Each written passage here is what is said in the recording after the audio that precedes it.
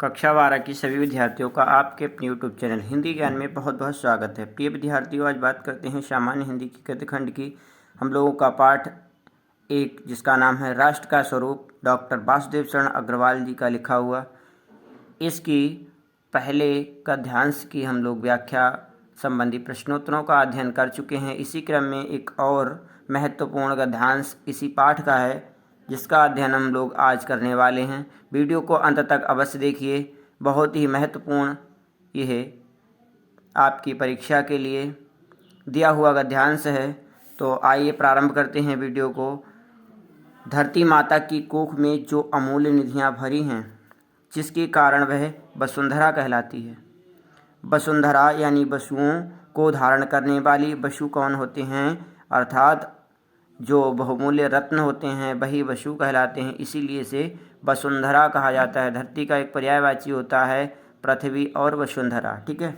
इसी के आगे है, इसमें कौन परिचित ना होना चाहेगा, अर्थात इसका परिचय सभी लोग जानना चाहेंगे।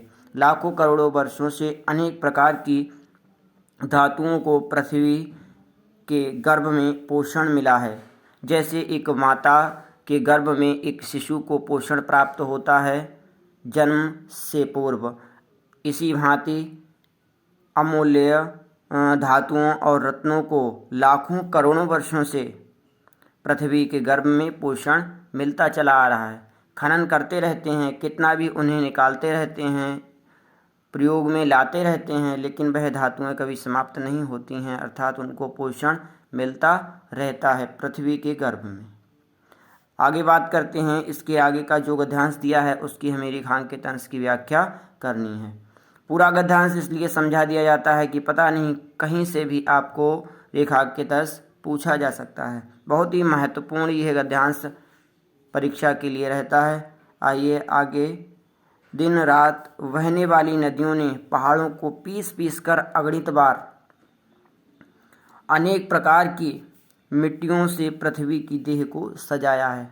तो जो नदियां हैं यहाँ पर दिन रात बहती हैं, उनका बहाव ना ही ऐसा होता है कि दिन में बहेंगी रात में नहीं बहेंगी, अर्थात वह सदैव निरंतर अपने कार्य में लगी रहती हैं। और बहने वाली नदियाँ, उन्होंने अनेक प्रकार की मिट्टियों से, जो पहाड़ हैं उनको पीस पीस कर इतने छोटे छोटे बारीक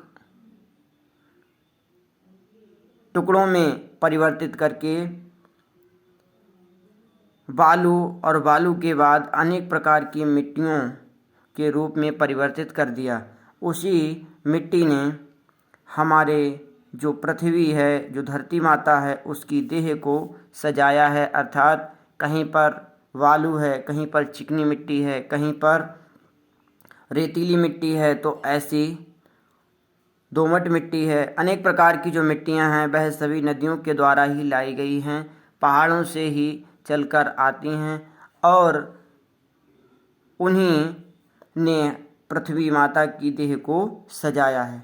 हमारे भावी आर्थिक अभ्युदय के लिए इन सब की जांच पड़ताल अत्यंत आवश्यक है। अर्थात हमारी जानकारी के लिए बताया गया है कि हमें इसकी जांच पड़ताल अच्छे से कर लेनी चाहिए, तभी हमें इसके बारे में जानकारी प्राप्त होगी। प्रिय विद्यार्थियों, आइए बात करते हैं इनके अंतर्गत प्रश्नोत्तरों की। तो जैसा कि हमने आपको पिछली वीडियो में बताया था कि पहला प्रश्न हमेशा पूछा जाता है कि गद्यांश का संदर्भ लिखिए अथवा गद्यांश का शीर्षक और उसके लेखक का नाम लिखिए। तो इसमें हमने दूसरी तरीके से बताया है कि गद्यांश का संदर्भ लिखिए। तो गद्यांश का संदर्भ हम लोग पिछले कई वर्षों से कक्षा 6 से लेकर के और कक्षा 11 तक पीछे भी हम लोग पढ़ते आए हैं कि हमें संदर्भ किस प्रकार से लिखना है। तो वही प्रकार है प्रस्तुत गद्यांश हमारी पाठ्य पुस्तक हिंदी की गद्य खंड के राष्ट्र का स्वरूप नामक पाठ से लिया गया है। इसके लेखक डॉक्टर वासुदेव शरण अग्रवाल जी हैं। यदि संदर्भ पूछा जाए तो इसी तरीके से लिखेंगे, और शीर्षक और लेखक का नाम लिखा जाए तो पूर्ववत तरीके से लिखेंगे। इसी क्रम में अगला जो प्रश्न सदैव ही पूछा जाने वाला है कि रेखांकित अंश की व्याख्या कीजिए। रेखांकित अंश हम लोग एक बार पढ़ चुके हैं, पुनः आप लोग वीडियो को चाहें बैक करके पढ़ लें या फिर दोबारा से स्क्रीन पर दिखाया गया है इसको आप पढ़ लें, क्योंकि रेखांकित अंश जब हम पढ़ लेंगे उसकी व्याख्या हमें अच्छे से समझ में आएगी। तो आइए जान लेते हैं ये रेखांकित अंश की हमने एक सूक्ष्म रूप से व्याख्या किस प्रकार से की है, अपने शब्दों में भाव किस प्रकार से प्रकट किए। तो लेखक कहते हैं कि हमारे यहाँ बहने वाली नदियाँ पहाड़ों की चट्टानों को तोड़कर उन्हें अत्यधिक महीन कणों में परिवर्तित कर मिट्टी का रूप प्रदान कर देती हैं और इसी मिट्टी से पृथ्वी माता की देह को सुसज्जित करती हैं या पृथ्वी माता की देह सुसज्जित होती है।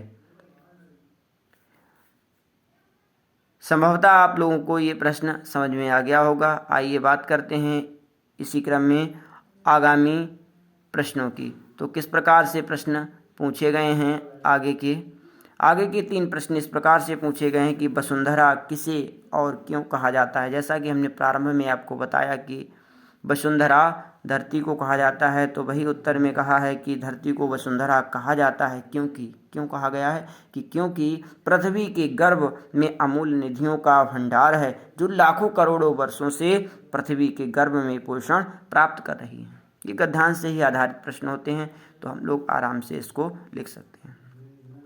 आगामी प्रश्न दिया हुआ है, दिन रात का समास विग्रह करते हुए समास का नाम लिखिए। एक शब्द इसमें दिन रात दिया है, तो दिन रात इसमें योजक चिन्ह है, तो योजक चिन्ह से हम लोग पहचान कर लेते हैं। यदि हमने समास का अध्ययन किया है तो आप लोगों को पता होगा कि जो द्वंद्व समास होता है उसमें दिन रात शब्द आता है, योजक चिन्ह वाले सभी शब्द आते हैं।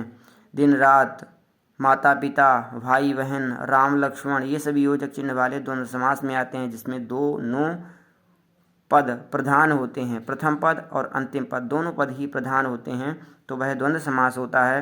द्वंद्व समास में और, या, अथवा ये शब्द प्रयोग में लाए जाते हैं जब हम समास विग्रह करते हैं। तो इसका समास विग्रह होगा दिन और रात, यह द्वंद्व समास है। सही उत्तर आपका यही होगा।